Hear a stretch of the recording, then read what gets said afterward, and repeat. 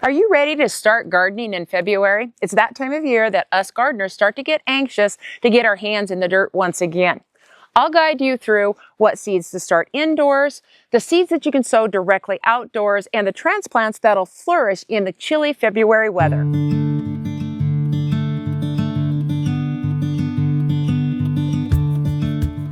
First things first though, you need to know your last average frost date. And if you don't know what that is, then I'll put a link in the comments section that you can look it up and put your zip code in to know when your last average frost date is.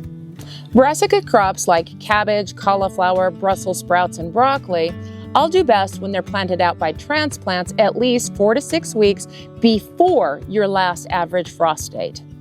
This is really important for areas that have hot summers because you want them to form heads before you are consistently around 85 degrees or even higher, or you're not going to get a good head formation. My last average frost date is April 10th. And if I were to count back 4 to 6 weeks, that puts me around the end of February to the mid part of March that I can plant them outside. If I were to start my Brussels sprouts, broccoli, cauliflower, and cabbages inside right now, and it's going to take them about 6 weeks to be ready to transplant it outside, then that's going to be too late and they're not going to do very well. Now there is the exception of collards and kale. Those are going to do fine through the summertime because they're not forming a head. If you've missed the window for starting seed, then purchasing starts might be one of the best options. For areas that have a later frost-free date, say like the end of April or into May, maybe even later, then you probably still have time to start those seeds indoors. Just count back that 10 to 12 weeks and start those seeds at that time. These transplants are ready to be transplanted outside. They were started in here in the greenhouse about 5 weeks ago. But what I need to do before I plant them outside is harden them off very well. They've been living in this nice warm greenhouse and they're used to that. If I were to take them and put them out and we have a light frost, then that can damage them, causing them not to head up or even possibly kill them. Once these transplants have been hardened off, then they can withstand a light freeze. But if I watch the weather and I see that we're going to dip down below 25 degrees, then I need to cover them with a frost blanket to protect them.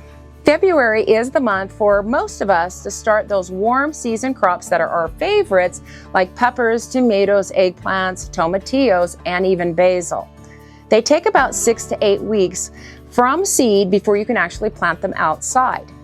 So again, count back 6 to 8 weeks from your last average frost date to figure out the best time to start these crops inside. For my April 10th frost-free date, the best time for me to start these crops is mid-February. Hot peppers are the exception, and the hotter they are, the slower they are to germinate and grow. I start mine on a heat mat, and I do those about 10 to 12 weeks before my last average frost date. So I have to start my hot peppers in January. If you want to have larger transplants, then you can just start them several weeks earlier and then up-pot them. Up-potting just means you're taking this smaller plant and moving it into a larger container.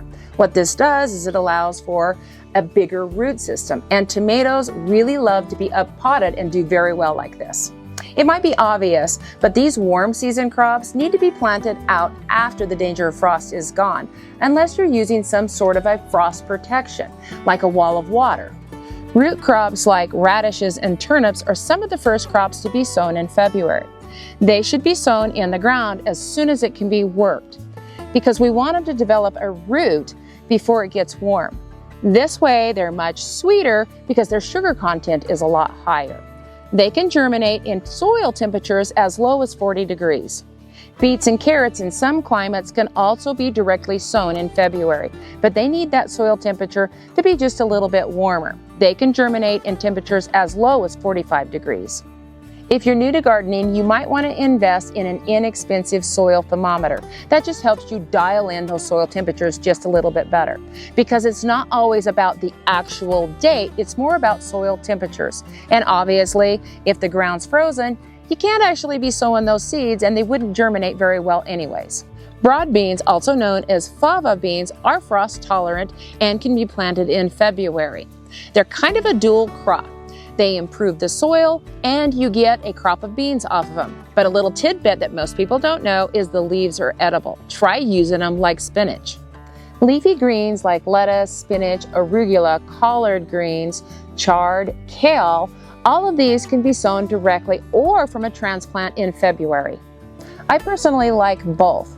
I'll plant out hardened off transplants as well as I will continue to sow seeds every 2 weeks until mid-March.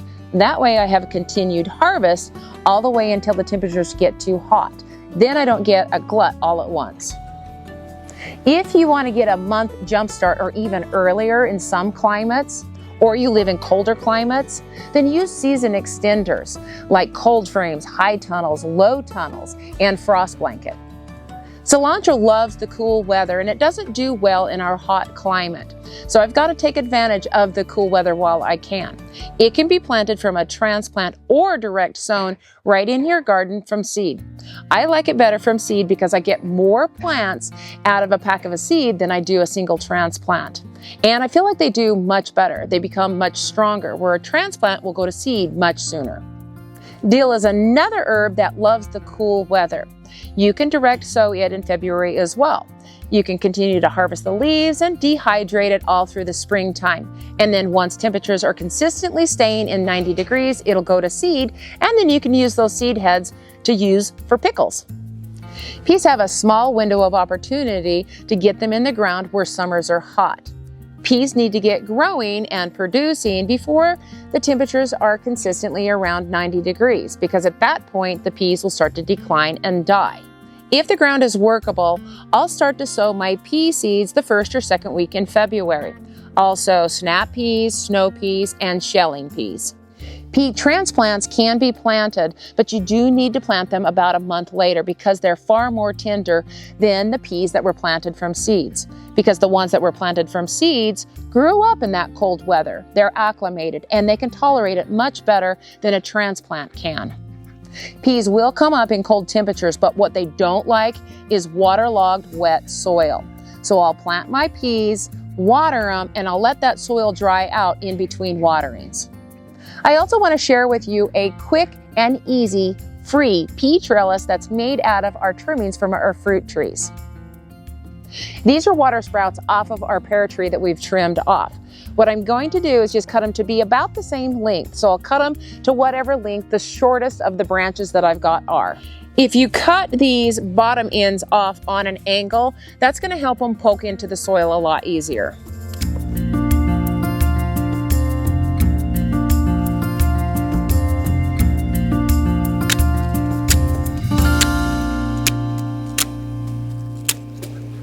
How many of these branches that you're going to need will depend on how long of a row of trellis that you're going to want.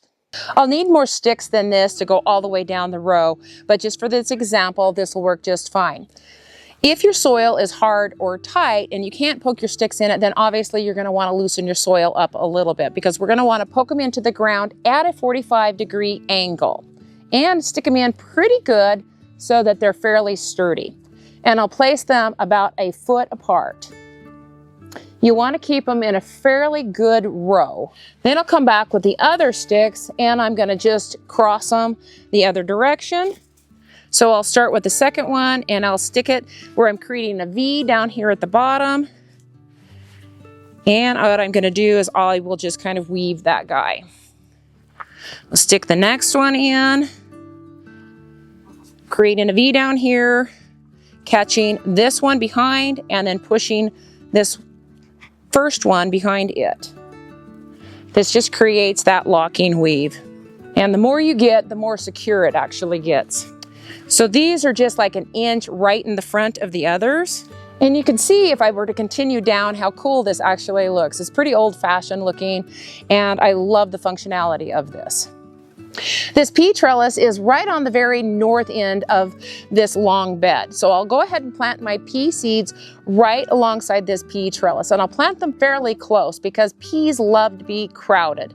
Then right in front on the south side where the peas won't shade, I'll plant a row of chard, a row of lettuce, and a row of spinach, putting 4 crops in a small amount of space. For large bulbing onions, they need to be planted as soon as the soil can be worked. So I'll start my seeds indoors about the end of December, the first part of January. Then I transplant them out about mid-February and no later than the end of February so that I can get the largest bulbs. I like them better from a plant rather than the sets, the little dry bulbs that you get. They've always done much better for me. And these should always be started from a seed indoors and then be transplanted from a plant outdoors, with the exception of scallions, which can be direct sown outside in late February. Potatoes can also be planted out towards the end of February, but you've got to be careful if you have a deep freeze. That can actually damage those potatoes and cause them to rot. So if your temperatures are still cold or your soil is frozen, then obviously wait until March to get those out. Watering in February should be done in the morning as long as it's not freezing out. By watering in the morning, this allows the soil time to be able to absorb that water. And if there's any water on the leaves, it can dry out before nighttime temperatures cause it to freeze on the plant, which can actually damage the plant. Now it's time for you to get out in your garden and start growing for a bountiful harvest this year. May God bless you and your garden. We'll see you next time.